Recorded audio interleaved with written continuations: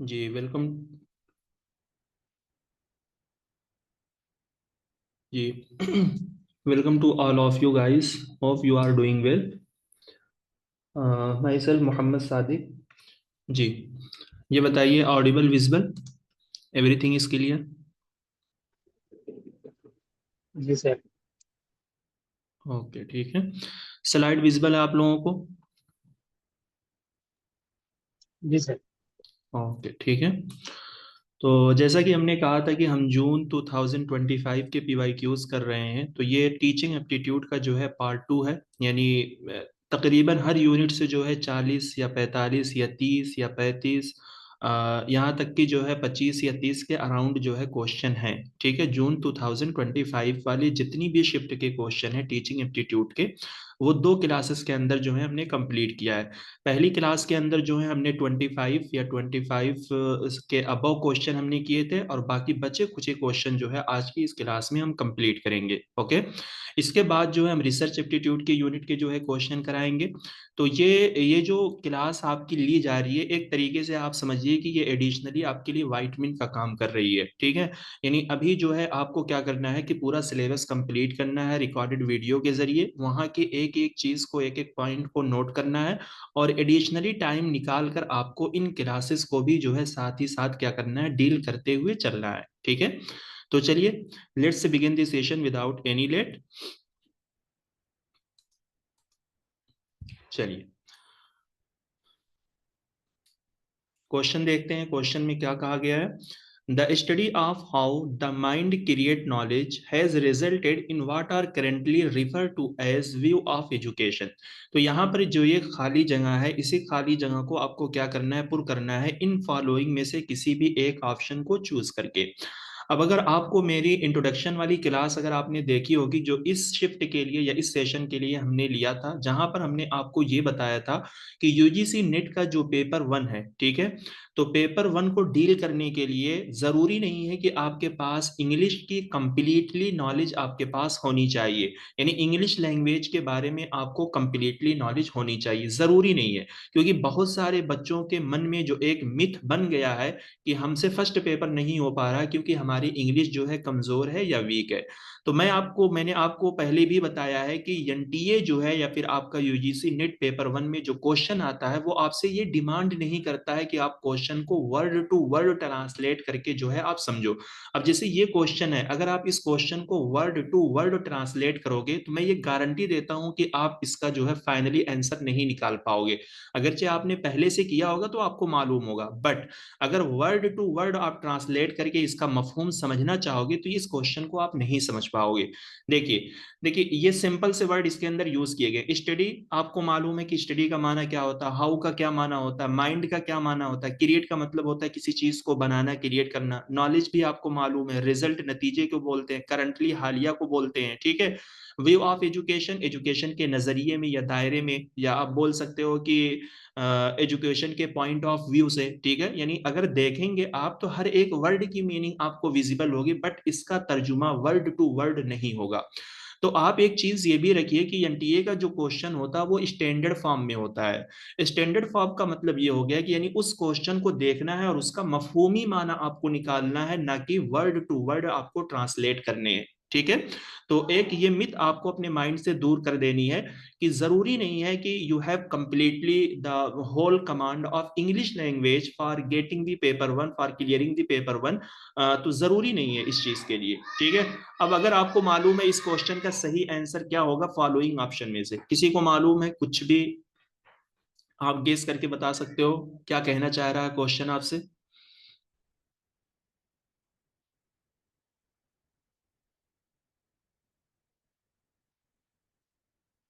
Okay, ठीक है, तो देखिए इसमें जो आपका आंसर निकलेगा वो सिर्फ यहीं तक बात जो है समझ में आ जा रही है। ठीक है, यानी यहीं तक, यहां से लेकर यहां तक जो बात लिखी गई है उसी से ही जो है हमने इसका आंसर निकाल लिया। कंस्ट्रक्टिव या कंस्ट्रक्टिविज्म एक थ्योरी है जो टीचिंग के अंदर आपको पढ़ाई गई है।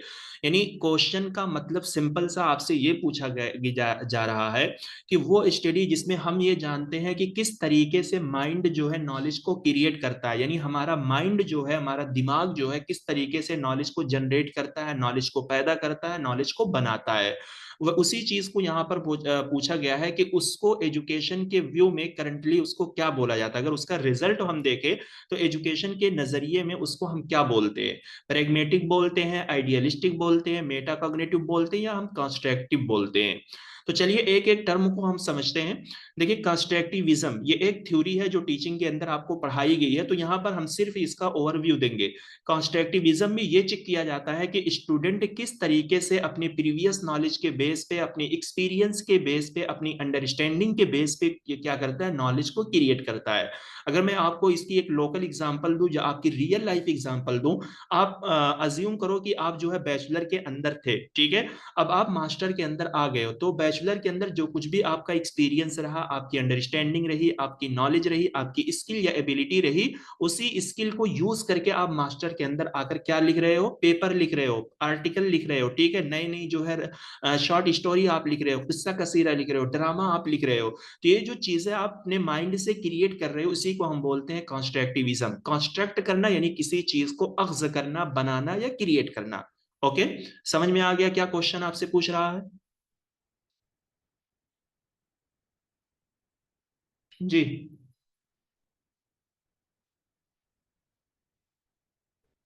ठीक है। तो ये है आपका कॉन्स्ट्रक्टिविज्म। फिर इसी तरीके से एक होता है प्रैग्मेटिक और आइडियलिस्टिक, जिसको हम प्रैग्मेटिज्म के नाम से भी बोलते हैं, आइडियलिस्टिक या आइडियलिज्म के नाम से भी जानते हैं। ये क्या है? एजुकेशन की फिलॉसफी है, ठीक है, द फिलॉसफी ऑफ एजुकेशन। इससे जो है आपके आगे भी क्वेश्चन आएंगे, तो वहां पर इस चीज को हम आपको समझाएंगे, यानी आगे की स्लाइड में इनसे क्वेश्चन है, ठीक है। बस मेटा कॉग्निटिव क्या होता है, ठीक है। जैसे हमने जो पहला पार्ट था जिसके अंदर हमने बताया था कि जब भी कॉग्निटिव वर्ड आता है तो उससे आप क्या मुराद लेते हो? माइंड मुराद लेते हो, ठीक है। यानी कॉग्निटिव किसको बोलते हैं? दिमाग को बोलते हैं। मेटा अगर इसके आगे लग जाता है तो इसको हम क्या बोलते हैं? यानी हाईएस्ट लेवल का दिमाग। आपके व्हाट्सएप के फ्यूचर में क्या मेटा एआई है, यानी एआई का वो जो है सबसे हाईएस्ट वर्जन है, जहां पर आप सारी चीजों को क्या कर सकते हो? पूछ सकते हो। बट मेटा कॉग्निटिव का मतलब क्या है कि यानी हाईएस्ट दिमाग, थिंकिंग अबाउट थिंकिंग, या हाई लेवल की थिंकिंग जो है आप बोल सकते हो। इसमें क्या होता है कि जब आप कोई भी चीज सोचते हो, कॉग्निटिव आपका माइंड अगर कोई चीज सोचता है, जब उस सोचने के बारे में आप आगे जाकर बहुत डीपली सोच लेते हो, उसी को हम बोलते हैं मेटा कॉग्निटिव। एग्जाम्पल के तौर पे आपके माइंड में दिमाग आया कि आपको क्या करना है? टीचिंग करना है, ठीक है। सिर्फ ये क्या है, आपने अपने माइंड से इस चीज को अज्यूम कर लिया है, या आपने फर्ज कर लिया है कि आपको क्या करना है? टीचिंग करना है, ठीक है। तो ये टीचिंग जो है आपने सोच लिया है। अब इस टीचिंग को जो है आपको क्या करना, इस टीचिंग के बारे में जब आप सोच रहे हो कि मुझे, 1 मिनट मैं आपको समझा रहा हूं, देखिए। जैसे आपने सोच लिया है कि आपको क्या करना है? टीचिंग करना है, ठीक है। ये आपने जो है सिर्फ अपने माइंड में सोच रखा है।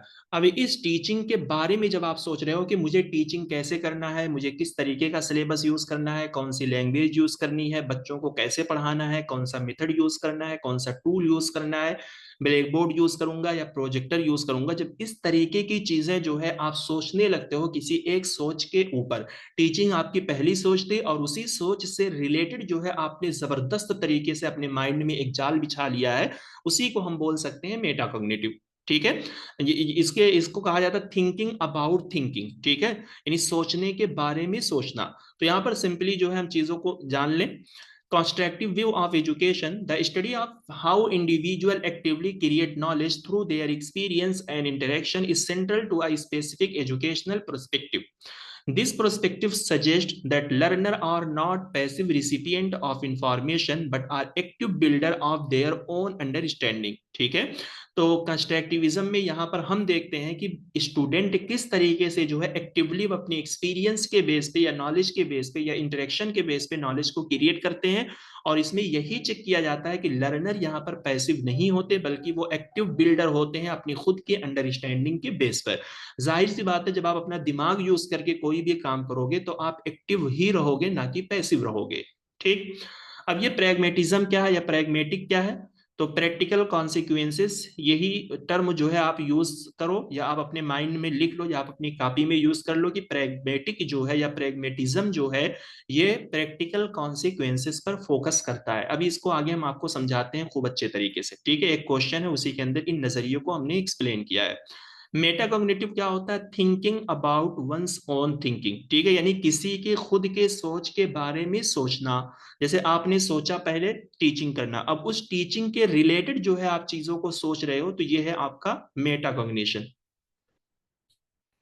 चलिए, arrange the following in sequence as they are introduced in increasing order of age of the student। देखिए ये क्वेश्चन जो है बहुत ही टेक्निकल तौर पे जो है फ्रेम किया गया है अकॉर्डिंग टू माय अंडरस्टैंडिंग या माय एक्सपीरियंस, यानी इसमें हम भी कंफ्यूज थे, बट ये क्वेश्चन कहाँ से फ्रेम किया गया है? इसमें आपको क्या बोला गया है कि यानी यहाँ पे A B C and D जो दिया, इसको आपको क्या करना है? अरेंज करके लगाना, वो भी किस हिसाब से? इंक्रीजिंग ऑर्डर में लगाना, स्टूडेंट के एज के हिसाब से, ठीक है। यानी कहना ये चाह रहे हैं कि जब बच्चे छोटे होते हैं तो उनको पहले इनमें से क्या पढ़ाया जाता है, फिर जब मतलब पहला लेवल क्या है, फिर दूसरा लेवल क्या है, फिर तीसरा लेवल क्या है, फिर फोर्थ लेवल क्या है, उसी को इंक्रीजिंग ऑर्डर में लगाना। Increasing order means from lower to highest, ठीक है। यानी जब बच्चे छोटे लेवल में होंगे तो उनको कौन सा यहाँ पर पहला पढ़ाएंगे, फिर दूसरा क्या पढ़ाएंगे, तीसरा क्या पढ़ाएंगे, चौथा क्या पढ़ाएंगे। इंक्रीजिंग का मतलब होता है कि घटते क्रम से बढ़ते क्रम तक जाना, यानी लोअर टू हायर ऑर्डर उसको बोलते हैं, ठीक है। तो आप बताइए, क्वेश्चन समझ में आ गया ये आप लोगों को? Yes sir. हाँ, तो अब इस हिसाब से कुछ अंदाजा लगाइए क्या हो सकता है।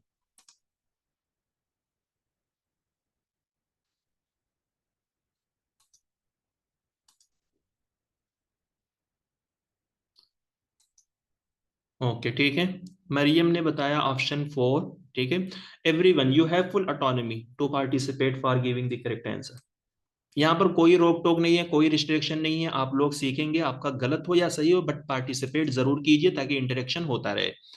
चलिए, दुर्रुल हसन ने बताया ऑप्शन तीन, तो देखते हैं। ओके, तो option two is the correct answer. देखिए यहाँ पे जो है टीम टीचिंग जो है ये आपका सबसे पहला लेवल है, ठीक है। यानी अगर स्टूडेंट के एज के हिसाब से हम देखें तो जब यानी जब हमारे बच्चे प्राइमरी लेवल पे होते हैं या अर्ली चाइल्डहुड केयर जिनको हम बोलते हैं, जो एल के जी यू के जी के स्टूडेंट होते हैं, यानी क्लास 1 से लेकर 5 तक के जो बच्चे होते हैं, उनको टीम टीचिंग करवाई जाती है। टीम टीचिंग का मतलब ये होता है कि एक क्लास के अंदर एक ही सब्जेक्ट से रिलेटेड जो है टीचर होते हैं, वो टीचरों की एक टीम होती है। वो टीचर दो भी हो सकता है, तीन भी हो सकता है, और वो उन बच्चों को क्या करते हैं? टीच करते हैं, ठीक है। तो टीम टीचिंग जो है ये क्लास 1 से क्लास 5 तक के बच्चों के लिए यूज की जाती है इस मॉडर्न एज में।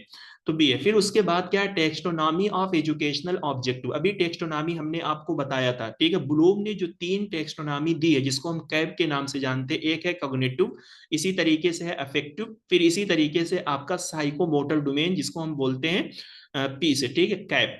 तो फिर ब्लूम की टेक्सोनॉमी में आपको मालूम है कि कॉग्निटिव में हम दिमाग से रिलेटेड पढ़ते हैं कि किस तरीके से स्टूडेंट जो है नॉलेज को अक्स करता है, यानी पहले क्या करेगा, फिर क्या करेगा, फिर आगे किस तरीके से वो एनालिसिस, सिंथेसिस, इवेल्युएशन, क्रिएशन वगैरह करता है। अफेक्टिव में क्या होता है कि जहां पर टीचर और स्टूडेंट के दरमियान रिलेशनशिप बिल्ड हो जाते हैं। साइकोमोटर में क्या होता है कि जहां पर लर्नर खुद से करके सीखता है, यानी learner learn by learning by doing जिसको बोला जाता है, ठीक है। तो एजुकेशनल ऑब्जेक्टिव की टेक्सोनॉमी यानी यहाँ पर स्टूडेंट जो होते हैं वो तीनों तरीके से जो है काम करते हैं, ठीक है।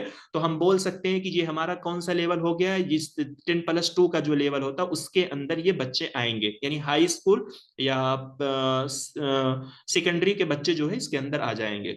फिर उसके बाद आपका बी है, concept of interaction model of teaching. तो इसको हम बोल सकते हैं कि मतलब हायर सेकेंडरी प्लस यूजी या पीजी के बच्चे जो है इसके अंदर आ जाते हैं, जहां पर टीचर और स्टूडेंट के दरमियान एक इंटरेक्शन होने लगता है, जहां पर स्टूडेंट टीचर से क्वेश्चन करने लगता है, टीचर स्टूडेंट से करने लगता है, क्योंकि यहाँ पर एक समझ डेवलप हो जाती है, एक रिलेशनशिप बिल्ड हो जाता है between the teacher and student.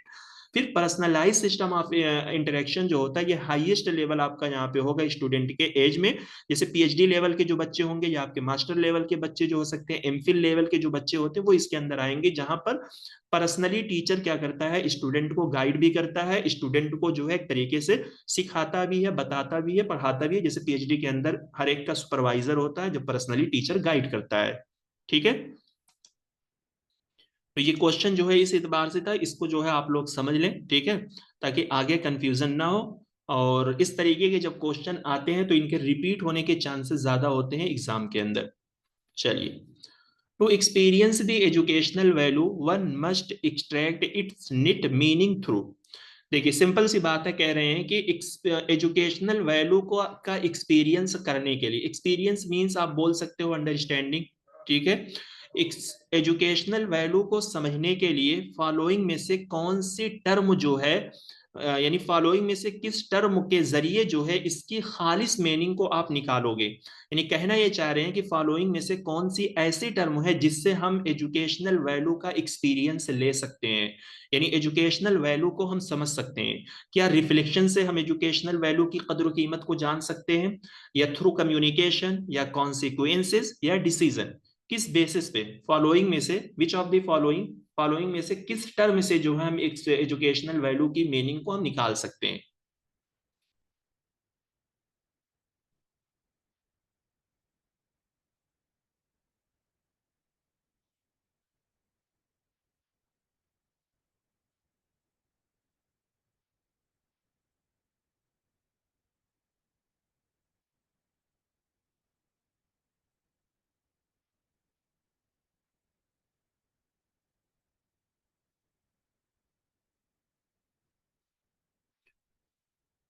Okay, देखते हैं। Durrul Hasan, Mariyam, also Yasmin, Faheem, give the option to no। The correct answer option one. देखिए रिफ्लेक्शन, रिफ्लेक्शन आपने देखा होगा जिसको हम बोलते हैं एक्स, ठीक है, यानी जिसकी झलक आप देखते हो। कम्युनिकेशन सिंपली जहां पर जो है आप क्या करते हो, इंटरेक्शन करते हो, बातचीत करते हो, जिसको हम संचार बोलते हैं हिंदी के अंदर, या मुवासलात बोलते हैं उर्दू के अंदर, ठीक है। कॉन्सिक्वेंसेस हम नतायज को बोलते हैं, डिसीजन कोई भी फैसला होता है। रिफ्लेक्शन, रिफ्लेक्शन एक ऐसी चीज है जिसके अंदर आपकी सारी एबिलिटी, सारा एक्सपीरियंस, सारी चीजें क्या होती है, झलकती है, उसका अक्स जो है लोगों को दिखाई देता है, ठीक है। रिफ्लेक्शन के थ्रू हम ये काम कर सकते हैं। Reflection allows learner to critically analyse experience, connect new knowledge with prior understanding and internalise lesson, ठीक है। तो देखिए रिफ्लेक्शन जहां पर स्टूडेंट खुद उसके एक्सपीरियंस को क्रिटिकल तौर पे टीचर एनालाइज कर सकता है, और स्टूडेंट खुद अपनी नई नॉलेज को किस तरीके से अपनी प्रीवियस नॉलेज के साथ क्या कर सकते हैं, रिलेट कर सकते हैं।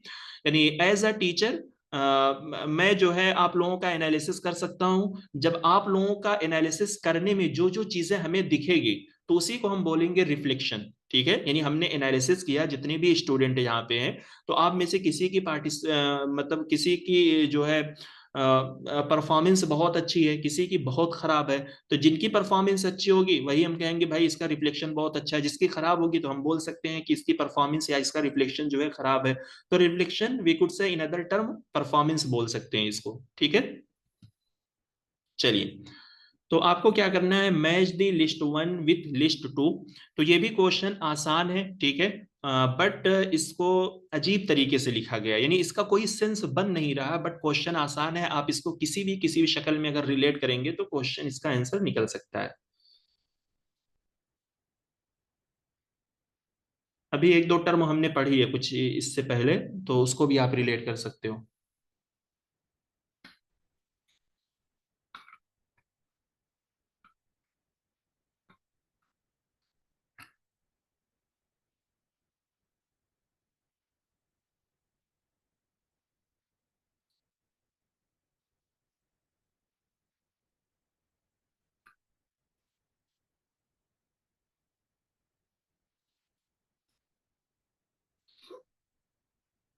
चलिए देखते हैं। Let's see the correct answer, ठीक है। तो इसका जो सही आंसर है ऑप्शन टू। देखिए आपको क्या करना है, चीजों को रिलेट करना है। कैसे आप चीजों को रिलेट करेंगे, goals are decided in the context of needs of a nation, ठीक है। यानी हमें वो गोल डिसाइड करना है जो एक नेशन की जरूरतों के कॉन्टेक्स्ट में हो, यानी जो एक नेशन की जरूरतों को पूरा कर सके। तो नेशन की जरूरत, नेशन क्या है, आपका मुल्क है, ठीक है। तो नेशन की जरूरतों को फॉलोइंग में से कौन सी ऐसी चीज है जो पूरा कर सकती है? क्या modern teaching, traditional teaching, instructional technology, या एजुकेशनल? तो आपको मालूम है कि एजुकेशन एक ऐसी चीज है जिसको हासिल करके, जिसको दे करके हम अपने नेशन की जरूरत को पूरा कर सकते हैं। एजुकेशन के अंदर ही आपकी ये सारी चीजें जो है आ जाएंगी, चाहे मॉडर्न हो, ट्रेडिशनल हो, या इंस्ट्रक्शनल टेक्नोलॉजी हो, ठीक है। क्योंकि नेशन में युवा होते हैं, हमारे नौजवान होते हैं, यंगर्स होते हैं, अडल्ट होते हैं। उन्हीं अडल्ट को जो है हम क्या करेंगे, पढ़ाएंगे, एजुकेशन देंगे, और उन्हीं को बुनियाद बनाकर हम अपने नेशन की जरूरत को पूरा करेंगे। ठीक।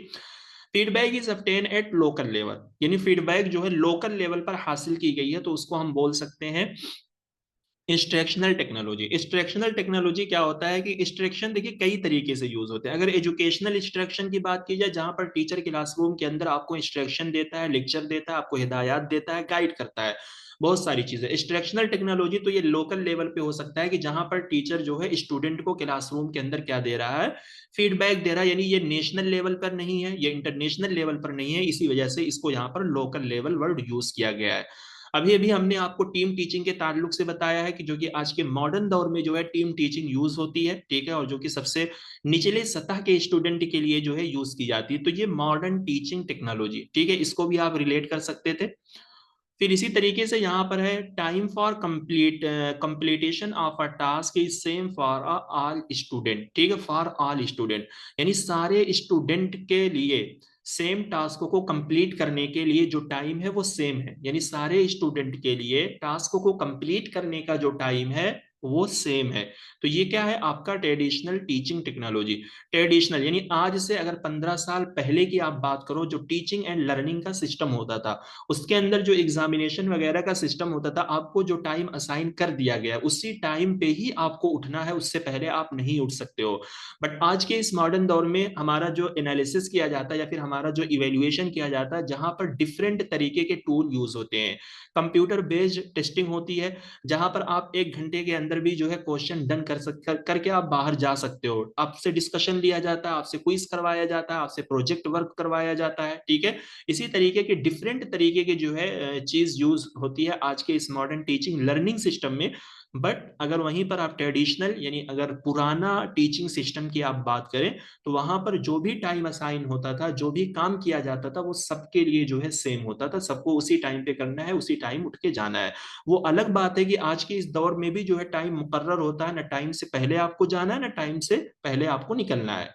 लेकिन पहले के मुकाबले में बहुत सारी चीजें जो है आज न्यू है। तो जब भी हम टीचिंग एप्टीट्यूड के क्वेश्चन को देखेंगे, और खास तौर पर इस तरीके के क्वेश्चन को, तो हमें मॉडर्न होकर इन चीजों को सोचना पड़ेगा।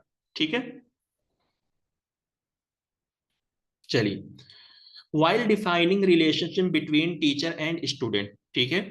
अब यहां पर खाली जगह आपको पुर करना है। कह रहे हैं कि टीचर और चिल्ड्रेन के दरमियान रिलेशनशिप को डिफाइन करते वक्त फॉलोइंग में से किसको आप यूज करोगे जो सोशली कंस्ट्रक्ट डेवलपमेंट को बताएगा।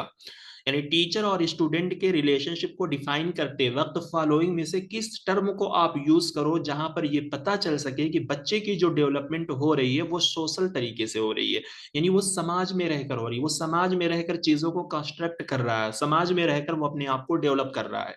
ये एक थ्योरी है जो टीचिंग के अंदर आपको पढ़ाई गई है। बताइए इनमें से वो कौन सी थ्योरी है।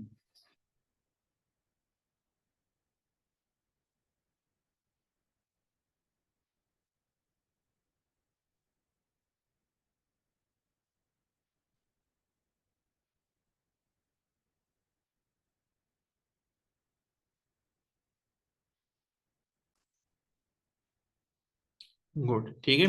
तो देखिए ये क्या है, वाई गॉट स्काई की थ्योरी है, ठीक है। Vygotsky, Vygotsky के बारे में, या वाई गॉट स्काई का जो है कंसेप्ट है zone of proximal development, zone of proximal development, ठीक है।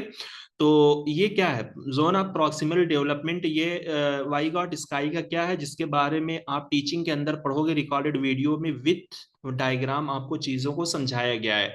बट यहाँ पे इस चीज को आपने कैसे पकड़ लिया कि ये वाई गॉट स्काई से रिलेटेड ही क्वेश्चन है।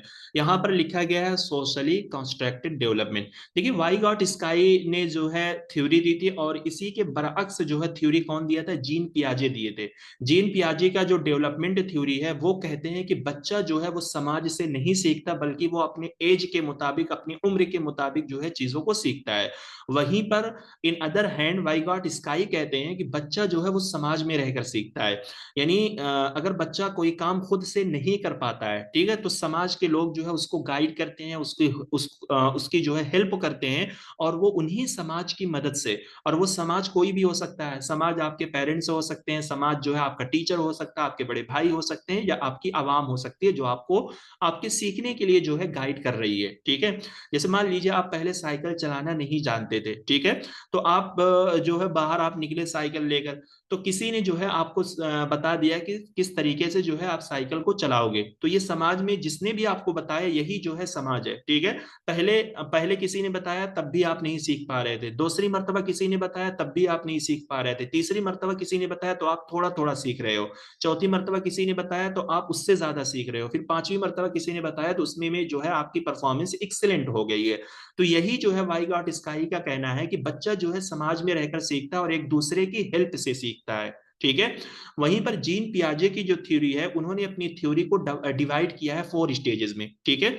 तो उनका जो 4 स्टेजेस है वो ये कहते हैं कि 0 से 2 साल के बच्चे, ठीक है, फिर इसी तरीके से जो है 3 से 6 साल के बच्चे इन्होंने बताया है, फिर 6 से 11 है, फिर उसके बाद जो है 11 अबव बच्चे हैं। तो इन्होंने कहा है कि बच्चों की जो एज है या उनका सीखने का जो तरीका है, उनके दिमाग की जो नशो नुमा होती है, जो डेवलपमेंट होती है, वो 4 तरीके से होती है। तो पहला लेवल उनका है 0 से 2। उन्होंने कहा कि जब बच्चे 0 से लेकर 2 साल के होते हैं तो वो किस तरीके से सीखते हैं, 3 से 6 साल के होते हैं तो वो कैसे सीखते हैं, 6 से 11 साल के होते हैं वो कैसे सीखते हैं, 11 या अबव जैसे हम लोग अडल्ट हैं तो वो कैसे सीखते हैं। तो ये सारी थ्योरी जो है आपको टीचिंग एप्टीट्यूड के अंदर पढ़ाई गई है, with PYQs, with diagram, with proper theory explanation. तो जरूर आप इन थ्योरियों को देखिए, आजकल इन थ्योरी से क्वेश्चन आ रहे हैं और ये काफी ट्रेंड में थ्योरियां आजकल चल रही हैं। वाई गॉट स्काई हो गया, जीन पियाजे हो गया, ठीक है, फिर इसी तरीके से गैगन की थ्योरी है जिससे अभी आगे क्वेश्चन आएगा। तो इनके एक एक कीवर्ड होते हैं, उसी कीवर्ड को जो है पकड़ना होता है और पीवाईक्यूज हमें लगाने होते हैं, तो हमें ऑप्शन को देखते हुए खुद ब खुद हमारा आंसर निकल के आ जाता है, ठीक है। चलिए, सिलेक्ट द रॉन्ग स्टेटमेंट। आपको रॉन्ग स्टेटमेंट सिलेक्ट करना है। कभी कभी जो है इस हम लोग क्या करते हैं, ये रॉन्ग को नहीं पढ़ते हैं, क्योंकि आमतौर पे जो क्वेश्चन होता है वो करेक्ट ही लिखा होता है, सिलेक्ट द करेक्ट स्टेटमेंट, ठीक है, तो हम सही वाला ही चूज कर लेते हैं, बट यहाँ में हमसे रॉन्ग पूछा गया है, ठीक है। तो आपको बताना है कि इनमें से रॉन्ग कौन सा है। कह रहे हैं कि कैलेंडर का जो सिस्टम है उसके अंदर 10 कैटेगरीज है इंटरेक्शन एनालिसिस की। क्या ये बात रॉन्ग है या सही है? Teaching behaviour is smaller and not molecular. In teaching behaviour influence is aim at both the pupil and the teacher. कह रहे हैं टीचिंग बिहेवियर में जो इन्फ्लुएंस होता है वो दोनों तरफ से होता है, यानी बच्चे और स्टूडेंट दोनों तरफ से होता है। जैसे अगर टीचर अच्छा टीच करता है तो मेरी टीचिंग से बच्चे जो है मुतासिर होंगे, अगर बच्चे मेरी बात को सुनते हैं, खूब जो है मुझे पसंद करते हैं, मुझे फीडबैक देते हैं, तो मैं बच्चों से मुतासिर होऊंगा और मैं और बेहतर कोशिश करूंगा उन बच्चों को पढ़ाने के लिए। तो ये चीज है। Teaching behaviour is not likely any other form of human behaviour. कह रहे हैं कि टीचिंग बिहेवियर जो है वो ह्यूमन बिहेवियर का कोई दूसरा फॉर्म नहीं है। भाई टीचर भी एक ह्यूमन होता है, तो जाहिर सी बात है ह्यूमन का जो बिहेवियर है उसी का एक फॉर्म टीचिंग बिहेवियर भी होगा। तो आप बताइए इनमें से कौन सा रॉन्ग स्टेटमेंट है।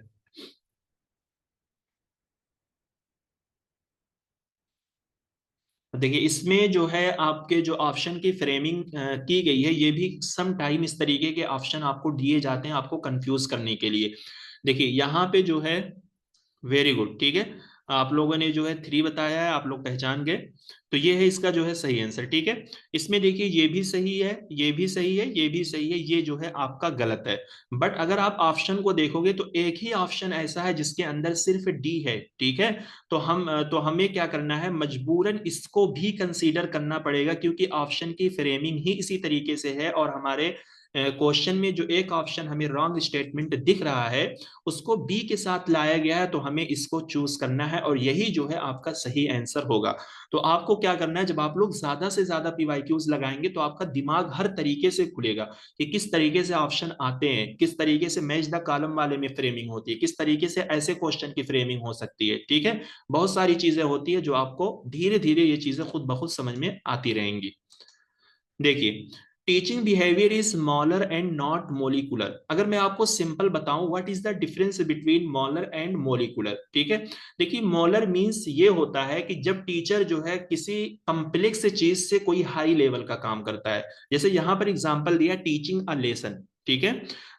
एक लेसन को टीच करना ये टीचर के लिए आसान नहीं होता, उसके लिए टीचर बाकायदा प्रिपेयर होके आता है, 3 घंटा 4 घंटा पढ़ कर आता है। अब जैसे मैं ही अगर आपको ये टीच कर रहा हूँ तो इसके लिए मैं ऐसे मुंह उठाकर आपके सामने नहीं आया हूँ, ठीक है। मैंने पहले स्लाइड को लिया है, मैंने हर एक क्वेश्चन को देखा है, बाकायदा क्वेश्चन की स्लाइड को पढ़ा है, तब जाकर मैंने उसकी एक्सप्लेनेशन को ऐड किया, तब जाकर मैं आपके सामने आ रहा हूँ। तो ये क्या है, टीचिंग अ लेसन, यानी हम कह सकते हैं it is a big task for teacher. तो अगर बिग टास्क कोई भी काम टीचर करता है जैसे लेसन को टीच करना, तो ये मॉलर कहलाएगा, यानी ये मॉलर बिहेवियर कहलाएगा, यानी ये सबसे बड़ा काम होता है जो टीचर जो है अपने बच्चों के लिए अंजाम देता है। मोलिकुलर जो मोलर से छोटा होता है, यानी जहां पर टीचर प्रॉपर तरीके से जो है कोई कॉम्प्लेक्स काम नहीं करता है। जैसे टीचर जो है किसी भी टर्म को अगर एक्सप्लेन कर दे, कोई फार्मूला लिख दे, या बच्चों से कुछ क्वेश्चन पूछ ले, ठीक है, तो ये क्या हो जाएगा, मोलिकुलर। तो आपको क्या याद रखना है कि टीचर बिहेवियर जो होता है वो मॉलर होता है, मोलिकुलर नहीं होता है। मोलिकुलर में जो है टीचर कंप्लीटली कोई काम नहीं करता है, बस सिर्फ थोड़ा थोड़ा रहकर जहां पर बच्चों की हेल्प करता रहता है। जैसे ब्लैक बोर्ड पे जो है फार्मूला लिख दिया है, बच्चों से कोई क्वेश्चन पूछ लिया है, ठीक है, या इसी तरीके से किसी भी टर्म को एक्सप्लेन कर दिया है।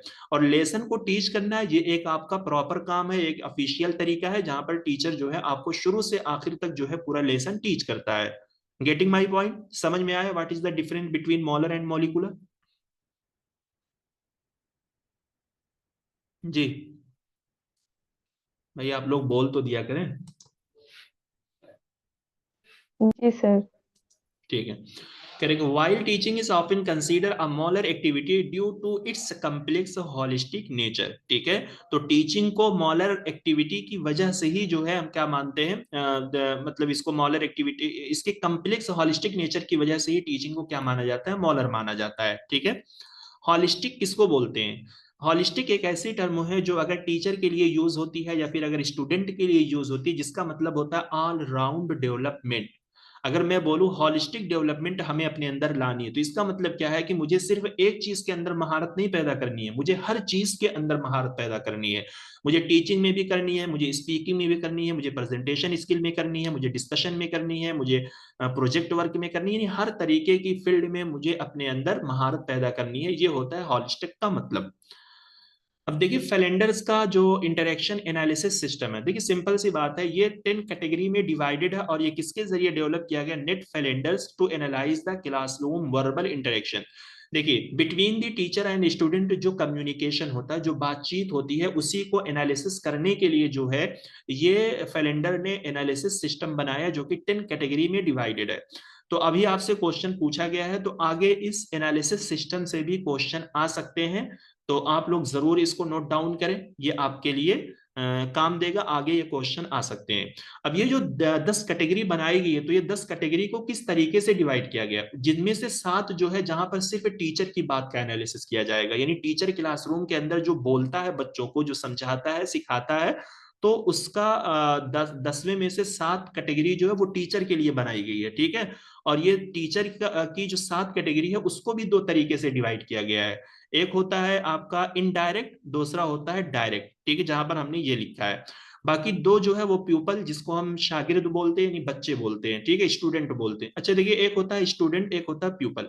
स्टूडेंट ये एक जनरल टर्म है, ये एक ब्रॉड टर्म है जो सबके लिए यूज की जाती है। जैसे अगर आपसे कोई भी पूछ ले आप क्या हो, तो आप बोल सकते हो कि sir I am a student, यानी मैं अभी एक तालिब इल्म हूँ। बट प्यूपल जो है ये शागिर्द के माना में यूज होता है। जैसे आप हर इंसान के लिए ये लफ्ज नहीं यूज कर सकते हो, जैसे मैं आपको पढ़ा रहा हूं तो आप मेरे प्यूपल हो, मेरे शागिर्द हो, ठीक है। आप स्टूडेंट सबके हो सकते हो, ठीक है, जितने भी ये लोग आपसे पूछते हैं आप सबके स्टूडेंट हो सकते हो, बट प्यूपल आप हर किसी के नहीं हो सकते, आप उसी के हो सकते हैं जिनसे आपने पढ़ा है। आपको मालूम है शागिर्द किसको बोलते हैं और स्टूडेंट किनको बोलते हैं, तो वही चीज है, ठीक है।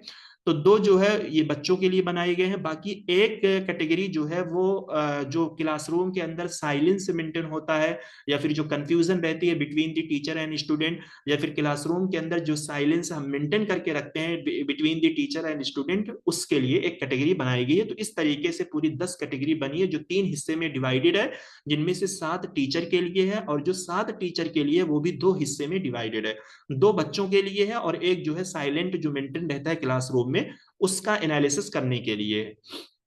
ये एनालिसिस क्यों किया जाता है? ताकि हम क्लासरूम के अंदर या फिर क्लासरूम का जो क्लाइमेट है, जो माहौल है, उसका इंटरेक्शन को क्या कर सके, इंप्रूव कर सके, बेहतर कर सके। ठीक है, यानी हम बेहतर बना सकें कि टीचर जो बोलता है उसके अंदर अगर कुछ कमी बेसी है तो उसको सुधारा जाए, स्टूडेंट जो बोलते हैं या फिर टीचर की बात को नहीं मानते हैं उसके अंदर कुछ कमी बेसी है तो उसको सुधारा जाए। अब देखिए, जो टीचर का 2 तरीके से होता है ना, तो यानी 1 से लेकर 4 जो होता है जिसको हम बोलते हैं इनडायरेक्ट, और 5 और 7 जो होता है उसको हम डायरेक्ट बोलते हैं।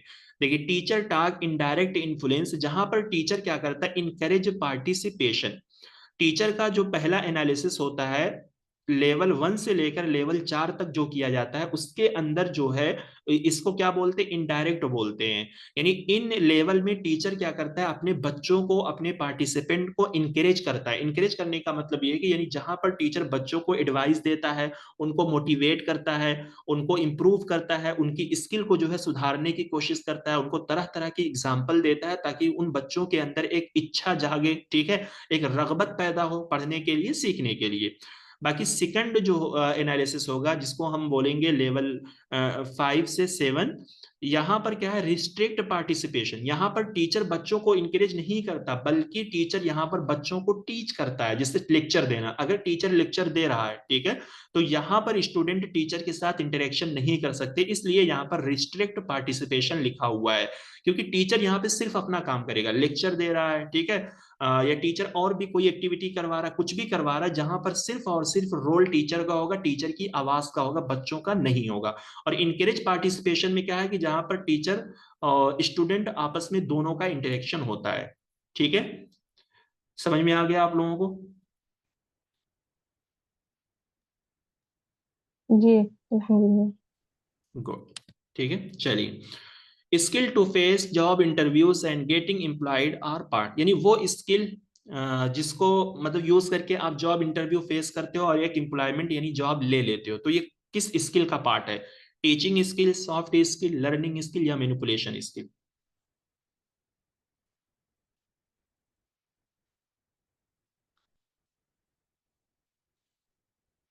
मतलब किस स्किल के बेस पे आप जॉब इंटरव्यू फेस कर सकते हो और एक जॉब ले सकते हो, किस स्किल के बेस पे?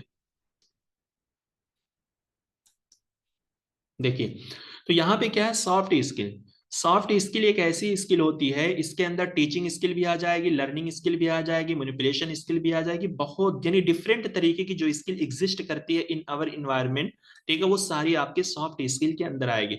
सॉफ्ट स्किल एक ऐसी स्किल होती है जहां पर आपका कम्युनिकेशन बेहतर होता है, ठीक है, आपका जो है अपने कुलीग से डील करने का तरीका बेहतर होता है, आपका जो है एक्सप्लेन करने का तरीका अच्छा होता है, और कंपनी के जो मैनर्स होते हैं, कंपनी के जो रूल एंड रेगुलेशन होते हैं, उनके मुताबिक जो है आपकी स्किल बिल्कुल परफेक्ट होती है।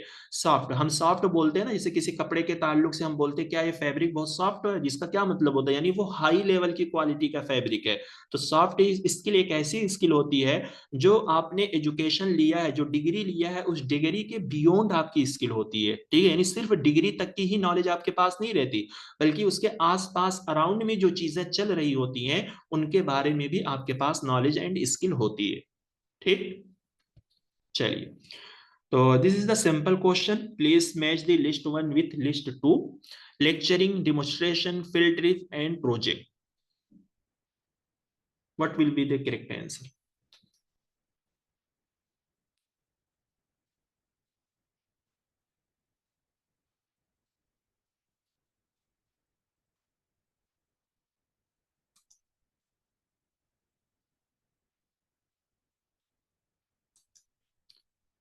सो वी शोइंग द आंसर। चलिए, ऑप्शन 2 देखिए, लेक्चरिंग, प्रेजेंट द फैक्ट। अगर आप फैक्ट, फैक्ट मींस यहाँ पे क्या है, इंफॉर्मेशन, ठीक है। तो अगर आप इंफॉर्मेशन को या फैक्ट को जो है प्रेजेंट कर रहे हो तो इसका मतलब क्या, आप लेक्चर के थ्रू ये काम कर रहे हो। डिमोस्ट्रेशन का मतलब होता है डेमो देना। डेमो देने का मतलब ये होता है किसी चीज को करके दिखाना। जैसा जब आप मार्केट में जाते हो, अगर मोबाइल लेते हो या कोई भी चीज लेते हो, तो आप कहते हो कि भाई पहले इसका कैमरा मुझे ओपन करके या इससे जो है कोई फोटो खींच कर दिखा दो। तो दुकानदार जो आपको खींच कर दिखाता है उसी को हम डेमो बोलते हैं। और टीचिंग मेथड के अंदर इसी को डेमोस्ट्रेशन टीचिंग बोला जाता है, जहां पर टीचर जो है आपको खुद करके चीजों को दिखाता है, खुद एक्टिविटी करके दिखाता है। तो यहां पर क्या है कि showing manipulation of operation. Operation का मतलब क्या है, कोई भी काम अगर टीचर कर रहा है तो उसको मैनिपुलेट करने का मतलब ये है कि यानी बदल बदल कर, चेंज कर करके, अलग अलग तरीके से जो है वो आपको शो कर रहा है ताकि आप उस चीज को सीख सको। ठीक है। फील्ड ट्रिप क्या होता है, प्रोवाइडिंग डायरेक्ट एक्सपीरियंस, जहां पर टीचर जो है डायरेक्ट एक्सपीरियंस के जरिए चीजों को बताता है। डायरेक्ट एक्सपीरियंस जैसे ये भी हो सकता है कि मैंने एनटीए यूजीसी नेट का एग्जाम दिया है, तो I have experience the UGC net exam, कि एग्जाम कैसा होता है, किस तरीके का होता है, फर्स्ट पेपर कैसा होता है, सेकंड पेपर कैसा होता है, कितने टाइम का होता है, ये सारी चीजें हमने एक्सपीरियंस की हुई हैं। ठीक है। तो ये हो सकता है डायरेक्ट एक्सपीरियंस। बाकी प्रोजेक्ट पर प्रोवाइडिंग पर्पसफुल एक्टिविटीज। ठीक है।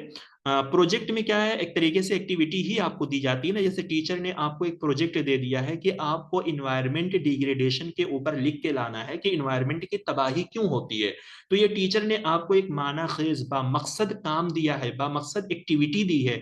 तो आप क्या करोगे, उस पर जो है 10 सफ़ा, 20 सफ़ा, 50 सफ़ा का आर्टिकल लिख कर लाओगे और चीजों को एक्सप्लेन करोगे कि क्यों जो है Y environmental is degrading.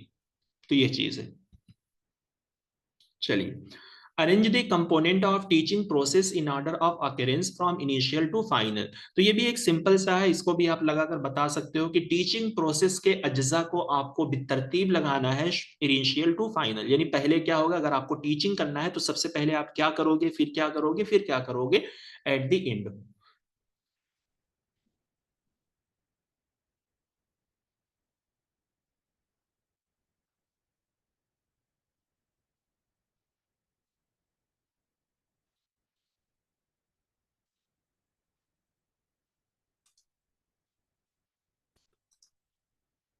Good, option 3, very good. देखिए ये है आपका, ये बेसिकली एक मॉडल है जो कि रोबोट ग्लेशियर का बेसिक टीचिंग मॉडल है जो 1962 में इन्होंने डेवलप किया था।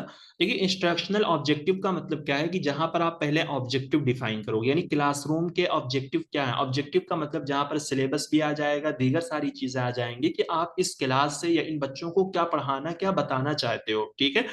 आपके मकसद पहले क्लियर होने चाहिए ना। अगर मैं आपको टीच कर रहा हूं तो मेरा टीच करने का मकसद क्या है, मेरे ऑब्जेक्टिव क्या है, भाई यही है कि ताकि आप लोगों का यूजीसी नेट जेआरएफ निकल जाए। ठीक है। और आपके भी यही ऑब्जेक्टिव डिफाइन है कि हमारा भी एग्जाम क्लियर हो जाए। फिर उसके बाद इंटरिंग बिहेवियर, जहां पर जो है टीचर बच्चों का इनिशियल या उनकी प्रायर नॉलेज यानी उनकी पिछली नॉलेज को टीचर क्या करता है, चेक करता है। आपने देखा होगा कि जब आप क्लासरूम में, आपकी पहली क्लास होती है तो टीचर आपसे आपका इंट्रोडक्शन मांगता है, आपसे पूछता है कि आपने बैचलर कहाँ से किया है, आपने कौन कौन सी किताबें पढ़ी हैं। ठीक है। आपको क्या ये चीजें आती हैं, ये चीजें आपको समझ में नहीं आती। जैसे हमने भी आपसे पूछा था कि आप अभी पहली बार के एस्पिरेंट हो या आपने पहले कभी यूजीसी नेट का एग्जाम दिया, तो इससे टीचर को अंदाजा होता है कि हाँ आपकी पिछली नॉलेज जो है किस लेवल की है। ठीक। फिर इंस्ट्रक्शनल प्रोसीजर में जहां पर टीचर जो है अपने मेथड को यूज करेगा, यानी कौन सा मेथड यूज करके आपको पढ़ाएगा, किस तरीके से वो चीजों को आप पर इंप्लीमेंट करेगा, नाफिज करेगा, और लास्ट में जो है वो इवेल्युएशन करेगा। ठीक है।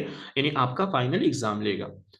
Good. The teaching which involves the teaching teacher posing question to student as they attempt a task. कह रहे वो टीचिंग जहां पर टीचर कोई क्वेश्चन पोज करता है, यानी कोई क्वेश्चन उठाता है स्टूडेंट को ताकि वो उस टास्क को कंप्लीट कर सके, ताकि वो उस टास्क को अटेम्प्ट कर सके, यानी उसको कर सके। यानी वो टीचिंग जहां पर टीचर स्टूडेंट को कोई क्वेश्चन देता है ताकि वो उस टास्क को अटेम्प्ट कर सके, यानी पूरा कर सके, मुकम्मल कर सके। तो वो किस में होता है, पीयर ट्यूटरिंग, कोऑपरेटिव, स्कैप फोल्डिंग या डायरेक्ट टीचिंग।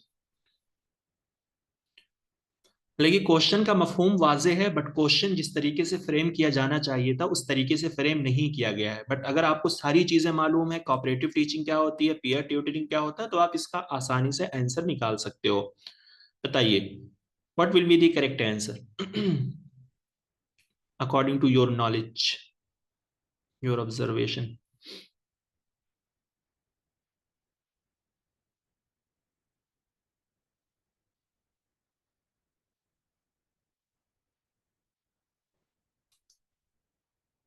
चलिए देखते हैं।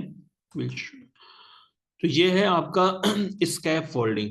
देखिए स्कैप फोल्डिंग क्या होता है कि जहां पर टीचर आपकी हेल्प करता है, जब आप इस काबिल हो जाते हो फिर टीचर अपनी हेल्प को पीछे से हटा लेता है। इसके सबसे सबसे अच्छी एग्जांपल मैं लोगों को बार बार यही देता हूं कि जैसे जब आप पहले जो है साइकिल चलाना सीखते हो, ठीक है, तो पहले आपको कोई पीछे से पकड़ता है ताकि आप बैठ पाओ, फिर आपको छोड़ता है, तब आप जो है धीरे धीरे आगे की तरफ जाते हो, ठीक है।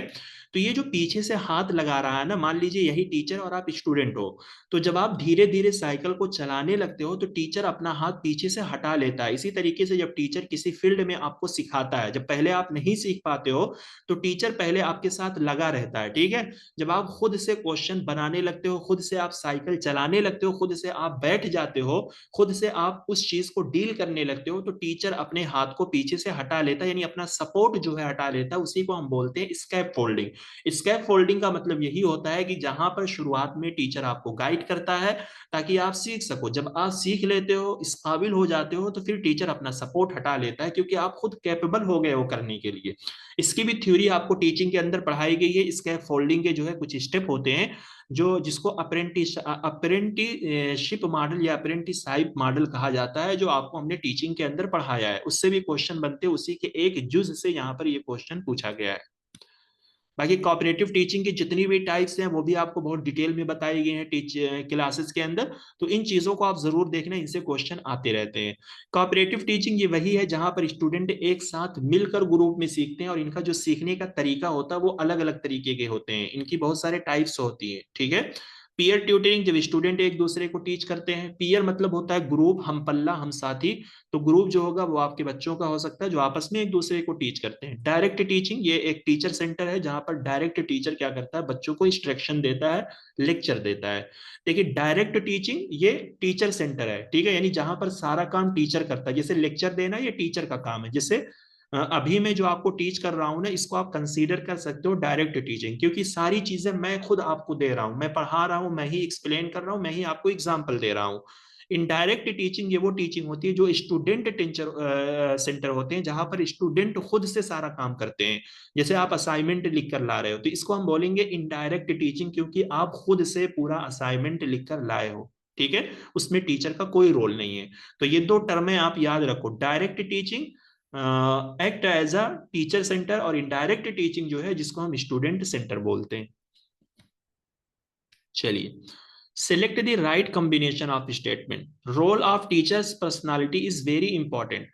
देखिए ये सब क्या है ना, एजुकेशन का कुछ फलसफा है, ये एजुकेशन की कुछ फिलॉसफी है। जैसे आइडियलिज्म है, प्रेगमेटिज्म है, नेचुरलिज्म है। तो क्या आइडियलिज्म ये कहता है कि टीचर की पर्सनालिटी का रोल जो है वो एजुकेशन के अंदर बहुत इंपॉर्टेंट है, ये बात सही है। फिर इसमें कहा गया है कि टीचर की पर्सनालिटी का जो रोल है या उसकी इंपॉर्टेंस जो है वो लिमिटेड है, यानी पर्सनालिटी का जो रोल है उसकी इंपॉर्टेंस लिमिटेड है, यानी बहुत अहम नहीं है, लिमिटेड है, ठीक है। क्या प्रेगमेटिज्म ये बात बोलता है, या वेरी इंपॉर्टेंट वाली बात प्रेगमेटिज्म बोलता है, या लिमिटेड इंपॉर्टेंस नहीं है ये नेचुरलिज्म बोलता है।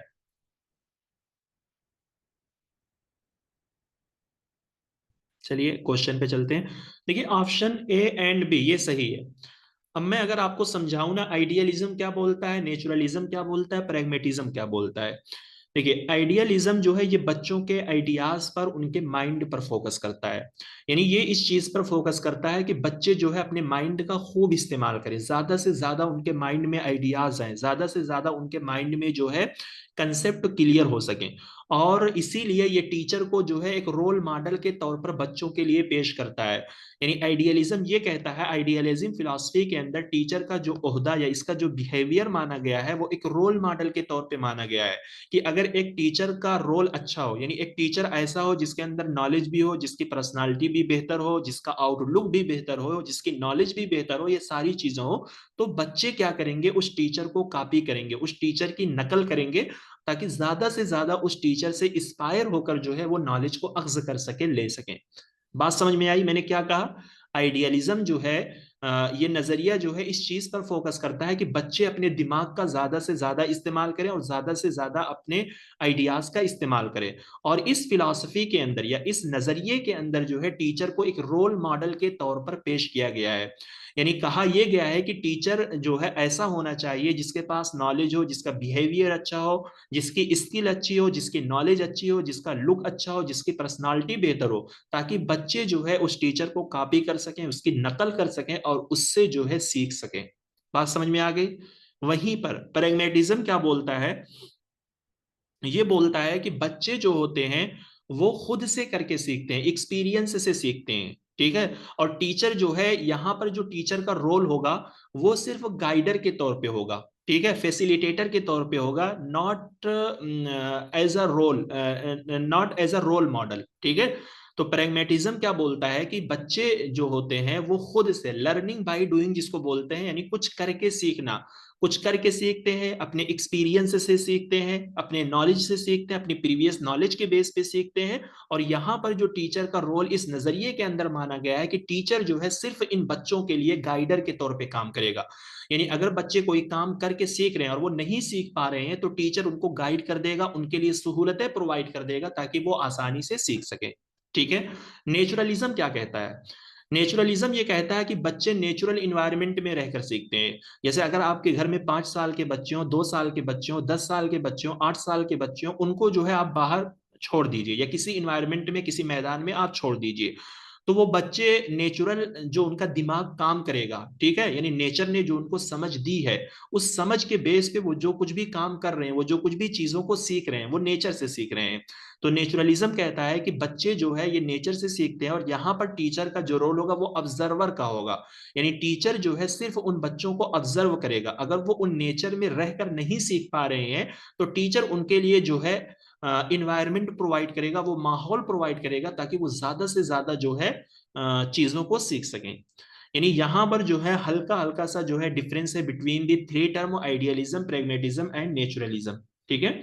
देखिए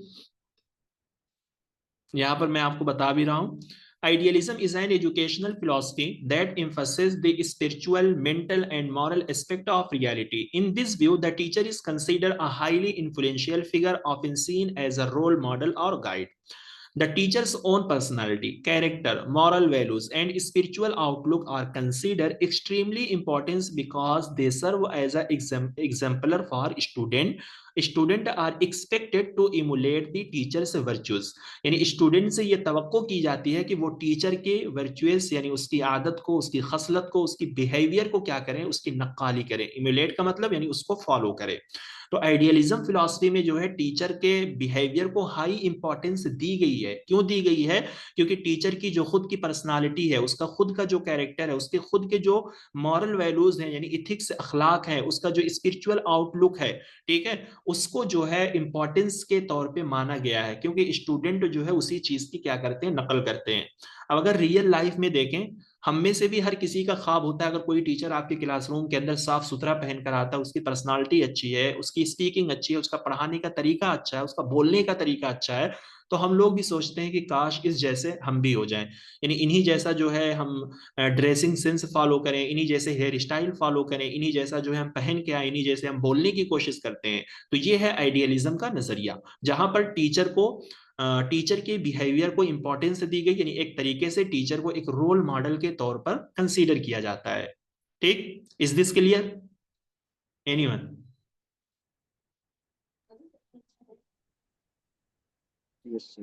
ओके।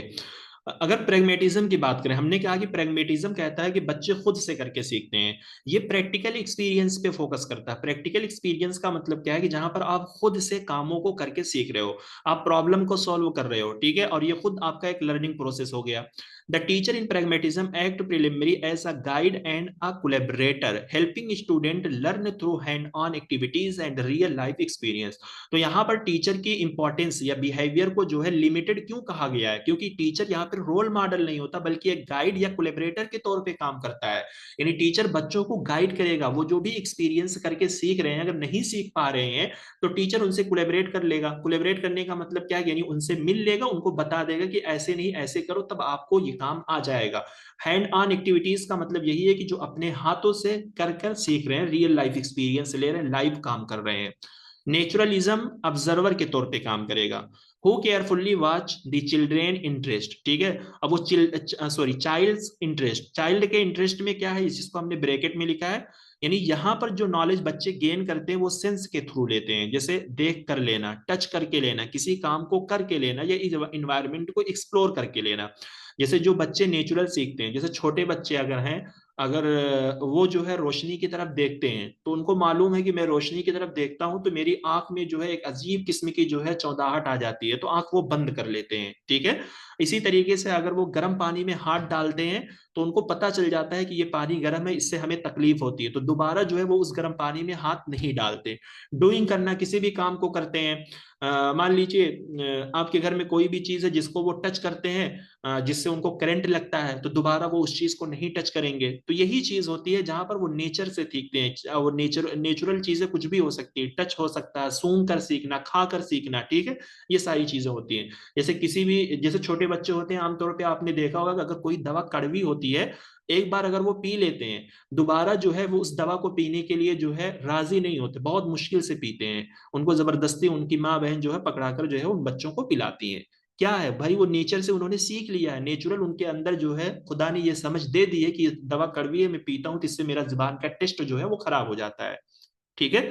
तो यहां पर जो टीचर का रोल होगा ना, teacher to set up a learning environment rather than forcing a curriculum, यानी यहां पर टीचर जो है कोई कारिकुलम फोर्स नहीं करेगा, कोई क्लासरूम वाली एक्टिविटी उनको फोर्स करके नहीं करवाएगा कि तुम्हें ये सब्जेक्ट पढ़ना है, ये चीजें पढ़नी है, ये करना है, ये करना है, बल्कि ऐसा इन्वायरमेंट सेटअप कर देगा ताकि वो इस इन्वायरमेंट में रहकर चीजों को टच कर सकें, चीजों को कर सकें, चीजों को देख सकें और करके खुद से सीख सकें। ये है नेचुरलिज्म का फंडा, ठीक है। चलिए अब बताइए, is the right instructional technology for understanding level of teaching. तो फॉलोइंग में से कौन सी टेक्नोलॉजी है जो अंडरस्टैंडिंग लेवल ऑफ टीचिंग के लिए जो है राइट होगी, यानी सही होगी। देखिए अब यहाँ पर ये कोई भी टेक्नोलॉजी है नहीं, ये सिंपल सी एक टर्म है। अब यहाँ पर इन्होंने हर जगह टेक्नोलॉजी का इस्तेमाल किया आप लोगों को कंफ्यूज करने के लिए। तो बताइए कौन सी ऐसी टर्म है जो एक राइट इंस्ट्रक्शनल टेक्नोलॉजी होगी अंडरस्टैंडिंग लेवल ऑफ टीचिंग के लिए। अंडरस्टैंडिंग लेवल ऑफ टीचिंग मालूम है आप लोगों को क्या होती है? मेमोरी लेवल होती है, अंडरस्टैंडिंग लेवल होती है, रिफ्लेक्टिव लेवल होती है। मेमोरी लेवल जो छोटो बच्चों के लिए होती है, जो क्लास 1 से 5 तक के बच्चे होते हैं, यानी बिल्कुल लोवेस्ट लेवल की होती है। अंडरस्टैंडिंग लेवल ये वो टीचिंग होती है, आप बोल सकते हो जो 10+2 या यूजी पीजी लेवल के जो स्टूडेंट होते हैं, जहां पर टीचर और स्टूडेंट के दरमियान कम्युनिकेशन होती है, रिलेशनशिप बनते हैं, स्टूडेंट जो है चीजों को अपने खुद के वर्ड में एक्सप्लेन कर सकते हैं। रिफ्लेक्टिव लेवल ऑफ टीचिंग जो है it is the highest level of teaching, यानी यहाँ पर हम कह सकते हैं कि पीएचडी लेवल के बच्चे जो है इस टीचिंग के अंदर शामिल होते हैं।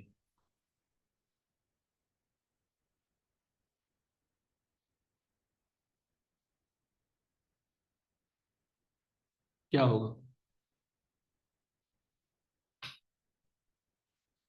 तो ये एक टर्म है ब्रांचिंग, ब्रांचिंग इंस्ट्रक्शनल आप बोल सकते हो या ब्रांचिंग टेक्नोलॉजी आप बोल सकते हो। यही टर्म है जिसके अंदर जो है टीचर और स्टूडेंट का कम्युनिकेशन होता है, टीचर और स्टूडेंट का रिलेशनशिप बनता है, टीचर स्टूडेंट को गाइड करता है, अगर स्टूडेंट जो है कुछ नहीं समझ पाते हैं तो उनका टीचर इलाज करता है, यानी उनको समझाता है। लीनियर वन वे होता है, ठीक है। प्रोग्राम इंस्ट्रक्शन और सेल्फ इंस्ट्रक्शन ये सब जो है आपके वन वे होते हैं, यानी जहां पर सिर्फ टीचर का रोल होता है, बच्चों का रोल नहीं होता जी। According to Bloom's cap, cap से मुराद क्या है? Cognitive, affective and psychomotor classification of educational objective is an example of psychomotor domain. यानी ब्लूम का जो कैप है उसने जो एजुकेशनल ऑब्जेक्टिव की क्लासिफिकेशन दी है, तो फॉलोइंग में से कौन सी एक जो है साइकोमोटर डोमेन की एग्जांपल है? ये भी अब वो कैप वगैरह टर्म यूज कर रहे हैं, पहले नहीं यूज करते थे, पहले डायरेक्ट लिखते थे कॉग्निटिव, अफेक्टिव या साइकोमोटर। आपको मालूम है साइकोमोटर डोमेन क्या है? इनमें से अगर आप देखोगे, ये जो है एप्लीकेशन ये कॉग्निटिव डोमेन का पार्ट है, ठीक है। कंप्रहेंशन भी जो है आपका ये कॉग्निटिव डोमेन का पार्ट है। ऑर्गेनाइजिंग जो है ये आपका अफेक्टिव डोमेन का पार्ट है। ये सारी चीजें आपको भी तरतीब याद होनी चाहिए। मैनिपुलेशन जो है ये आपका साइकोमोटर डोमेन का पार्ट है।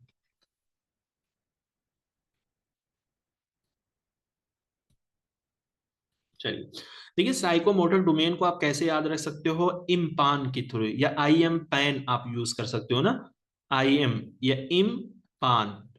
तो ये आप इसको ऐसे याद रखिए। पहला है imitation, manipulation, precision, articulation and naturalisation.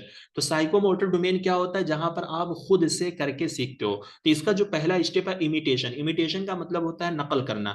Observing and copying someone else, ठीक है। जब आप किसी को ऑब्जर्व कर रहे हो या किसी को कॉपी कर रहे हो, जैसे मान लीजिए आप साइकिल चलाना या मोटरसाइकिल चलाना आप सीखना चाहते हो, तो सबसे पहले आप किसी को ऑब्जर्व करोगे कि वो कैसे चालू करता है, किस तरीके से चाबी लगाता है, किस तरीके से गियर लगाता है, किस तरीके से एक्सीलेटर छोड़ता है। पहले आपने क्या किया? किसी को ऑब्जर्व किया। तो आपका पहला स्टेप है इमिटेशन, ठीक है।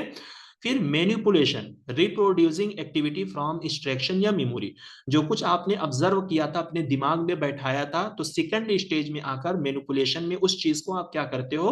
रिप्रोड्यूस करते हो, यानी उस काम को आप करने लगते हो। और मैनिपुलेशन का मतलब होता है बदल बदल कर करना। यानी आपने पहले ट्राई किया, आपसे नहीं हुआ, फिर दोबारा आप कोशिश कर रहे हो, तीसरी मर्तबा कर रहे हो, चौथी मर्तबा कर रहे हो। तो यानी ये स्टेज ऐसा होता है try to try, try to try, लगातार आप कोशिश करते रहते हो यहाँ पर सीखने की, ठीक है। थर्ड स्टेप प्रिसाइज का मतलब होता है, यानी अब यहाँ पर आपकी स्किल जो है, यानी गाड़ी चलाने की जो स्किल है, वो बिल्कुल एक्यूरेट एंड इंडिपेंडेंट हो जाती है, यानी यहाँ पर आप चलाने के काबिल हो जाते हो। फिर फोर्थ स्टेप आपका जो है coordinating a series of action, harmonising multiple skill. अब यहाँ पर जो है आप मुख्तलिफ तरीके की बाइक्स को चलाने लगते हो, ठीक है। यानी शुरू में आपने कोई कोई मान लीजिए सुपर स्प्लेंडर रही होगी, ठीक है, कोई कोई गाड़ी थी, ठीक है, उसको आपने सीख लिया। लेकिन जब आप फोर्थ स्टेज में पहुंचे तो मुख्तलिफ तरीके की कंपनियों की जो गाड़ियां होती हैं, आपको मालूम है कि पहली जो गाड़ी आती थी उनमें 4 गियर होते थे, आजकल जो गाड़ियां आ रही हैं उसमें 5 गियर होते हैं। तो अब आर्टिकुलेशन ये ऐसा स्टेज है जहां पर आप डिफरेंट तरीके की गाड़ियों को या मल्टीपल स्किल को हार्मोनाइज कर रहे हो, यानी आपस में मिलाकर क्या कर रहे हो? सीख रहे हो, चला रहे हो, ठीक। जैसे होता है ना कि हम छोटी चीजों से बड़ी चीजों की तरफ जाते हैं। तो पहले आप सिंपल गाड़ी को सीखे, फिर उसके बाद फोर्थ स्टेज में आकर जहां पर आप डिफरेंट कंपनी के डिफरेंट डिजाइन, डिफरेंट तरीके की गाड़ियों को आप चला ले रहे हो। Naturalisation, it is the highest level of performance, जहां पर आप नेचुरल एंड ऑटोमेटिक हो जाते हो। यानी अब यहाँ पर अगर आपको कोई भी गाड़ी दे दी जाए, कुछ भी आपको दे दिया जाए, तो आप खुद ब खुद यहाँ पर चला लोगे, without any guidance, without any requirement, ठीक है। तो इम्पान के थ्रू आप याद रख लो, और इनकी जो एक्टिविटी भी है बहुत सिंपल है, बहुत आसान है, ठीक। चलिए, तो यहां पर some statement given, mark the right combination. बहुत आसान सा क्वेश्चन है, इसको बताइए क्या है इसमें, ये सही क्या है?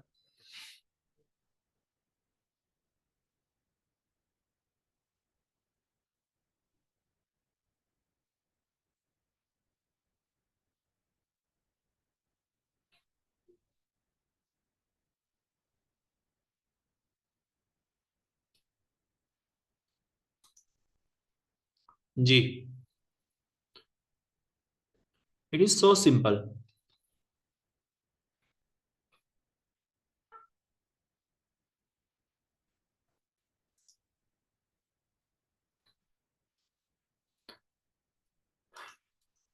भाई देखो, ये है ऑप्शन 1। इसमें कहा गया teaching is included in learning, teaching learning में शामिल है। देखिए एक चीज आप याद रखो, टीचिंग टीचिंग जब भी होगी, टीचिंग, ठीक है, तब तब क्या होगी? लर्निंग होगी, ठीक है। Teaching happen with learning, teaching होती है लर्निंग के साथ। यानी अगर टीचर किसी को टीच करता है तो वो लर्नर को ही टीच करता है, बट लर्निंग जो है हैपन विदाउट एनी टीचिंग। और लर्निंग जो है बगैर टीचर के हो सकती है, बट टीचिंग जो है बगैर लर्निंग के नहीं हो सकती। See the difference between the teaching हो सकती है, टीचिंग जब भी होगी तब लर्निंग होगी, पॉइंट मेरा आप नोट करो। लेकिन लर्निंग जब होगी तो जरूरी नहीं है कि वो टीचिंग होगी, क्योंकि लर्निंग जो है आप बगैर टीचर के भी सीख सकते हो। आज का दौर ऐसा है जहां पर आप मोबाइल से देखकर ही बहुत सारी चीजों को आप सीख लेते हो, आप टीचर से नहीं पूछते हो। गाड़ी चलाना एक स्किल है जहां पर आप टीचर से भी नहीं पूछते हो, खुद ब खुद आप सीख भी लेते हो, ठीक है। कुछ लोगों को जरूरत होती है, सबको नहीं होती है, ठीक है।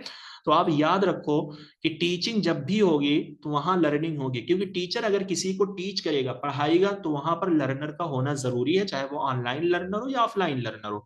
बट लर्निंग जब भी होगी तो जरूरी नहीं है कि वहां पर टीचिंग होगी। तो ये आपका सही है। बाकी post active stage of teaching provide a corrective and remedial scope of teaching is false, नहीं, गलत है। देखिए टीचिंग करने के बाद जो पोस्ट एक्टिव स्टेज होता है, पोस्ट एक्टिव का मतलब क्या होगा? टीचिंग करने के बाद जो आपका इवेल्युएशन होता है। प्री का मतलब होता है पहले, पोस्ट का मतलब होता है बाद में। तो टीचिंग करने के बाद जो टीचर आपका इवेल्युएशन करता है और उस इवेल्युएशन में ही जो है आपको करेक्टिव या रिमीडियल स्कोप जो है प्रोवाइड करता है।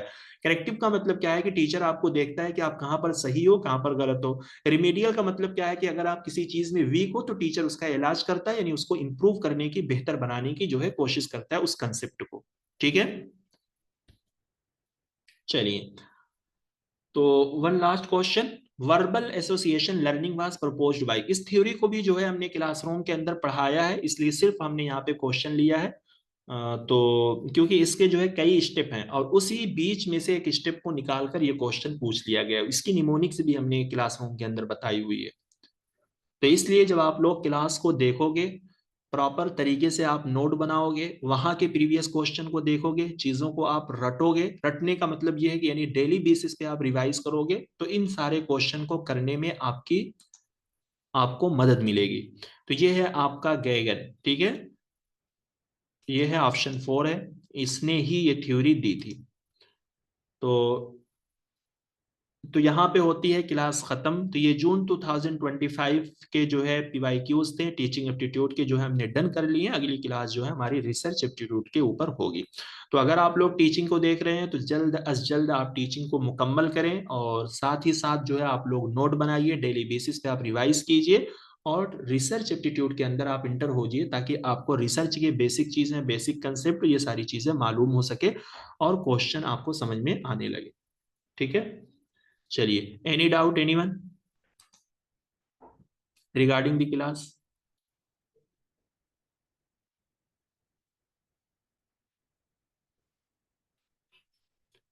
ठीक है, मिलते हैं नेक्स्ट क्लास में। वालेकुम अस्सलाम वरहमतुल्लाह।